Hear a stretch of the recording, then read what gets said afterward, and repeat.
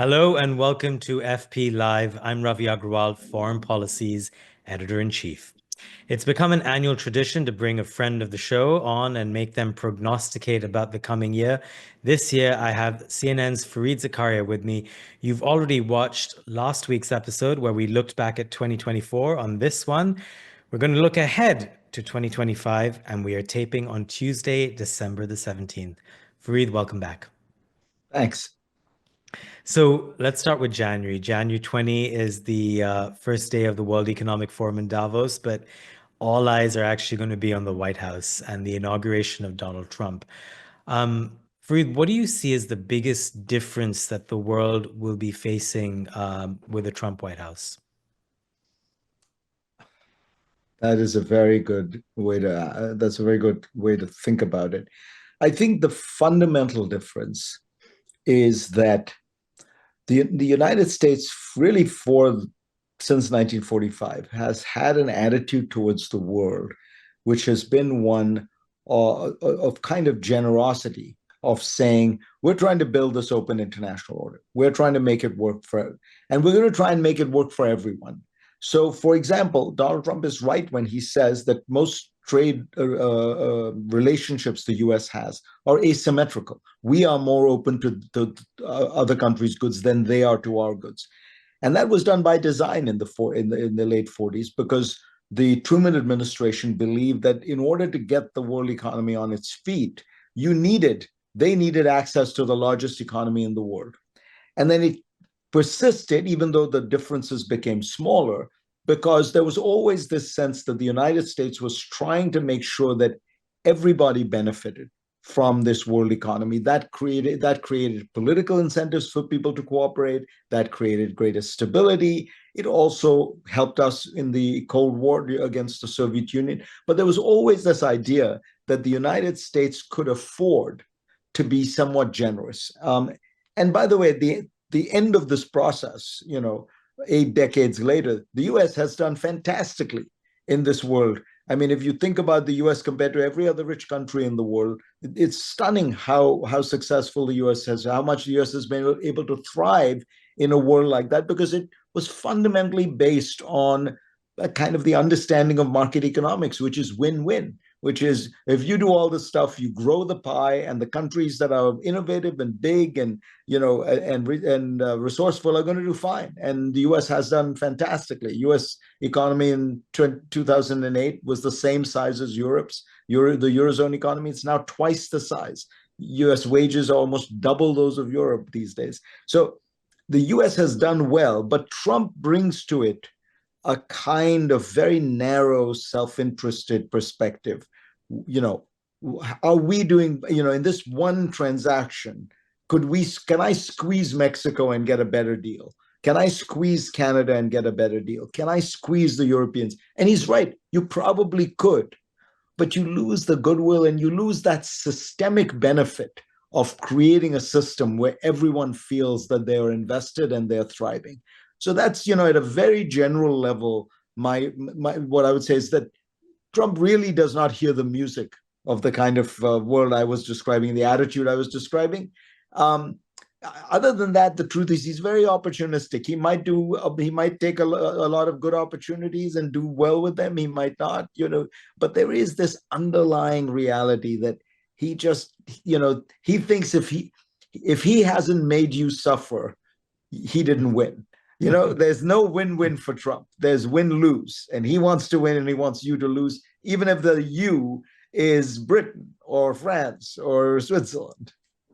And he wants to be seen as winning on top of that. I think that was really well framed by looking at it over the last 75 odd years. One of the things that he sees as a corrective to win, with the backdrop being that America has been hard done by for so long, one of the measures is tariffs.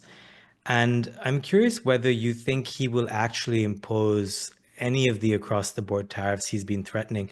Because here's the thing I don't get, and I've been trying to speak to economists in Trump's orbit, but even if you buy the economic argument for tariffs, which is that in the long term, they generate a lot of revenue, They encourage domestic production. They allow you to cut taxes. The business economy takes off. All of that is longer term, but the reality is that Trump is a short term guy, and tariffs are inflationary, which Trump won't like. If there's panic in the stock markets, Trump won't like that either. So, what's your sense of how this all adds up? Yeah, it's a very good question because Trump is, he's not stupid and he has a street smarts about all of this. So what clearly a lot of it is bargaining and a lot of it is a kind of, threats and bluffs, and he's trying to get people to cut better deals with him. But I do think there will be some imposition of tariffs, partly because he really believes in this stuff. I mean, Donald Trump's core beliefs, set out in 1985 in a newspaper ad he took out in the New York Times when he was a real estate developer, when nobody thought he had any political ambitions, was a diatribe about free trade, against free trade, about how the Japanese were going to take over the world. He doesn't seem to have noticed that it didn't happen, but he really believes that tariffs are good for America. It's not a tax on the consumer.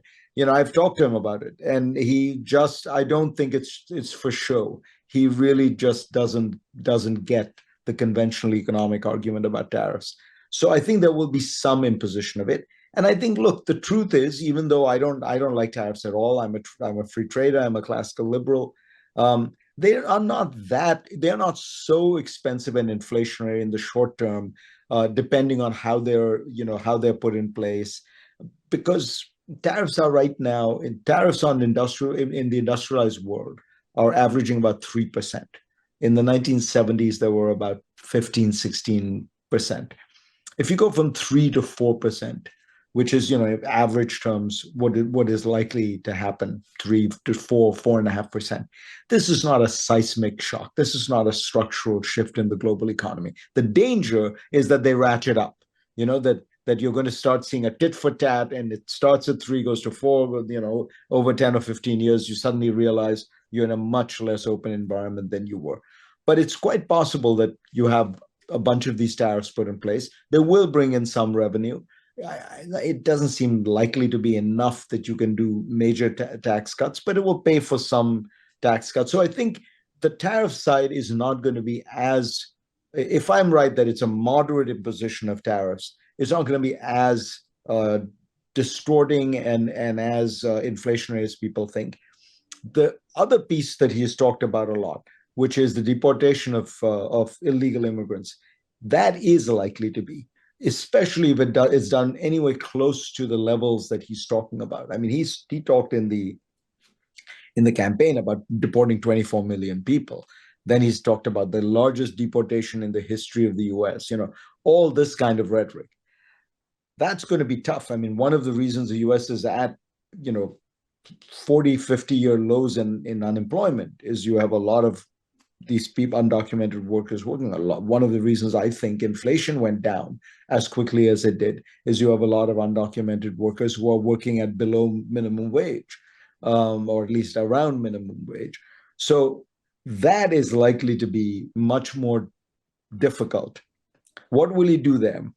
My own guess, again, because I don't think he wants to do self-defeating stuff. He does not want to do stuff which will make economic markets go down. His billionaire friends tell him that he's on the wrong course. He will do something very public, very grand, probably very cruel, but very limited. So there'll be a very public deportation of 500,000 people or 1 million people. If you take all criminals, they're not working anyway. You deport them. You take the first in, last out. The last in, first out. Well, the immigrants who came in the last 2 years are not really in the workforce, right? They're probably still figuring their way around. So you could do a certain amount of deportation that is not very disruptive to the economy. That's my gut is, and that'll be done with great fanfare and there'll be a lot of press around it.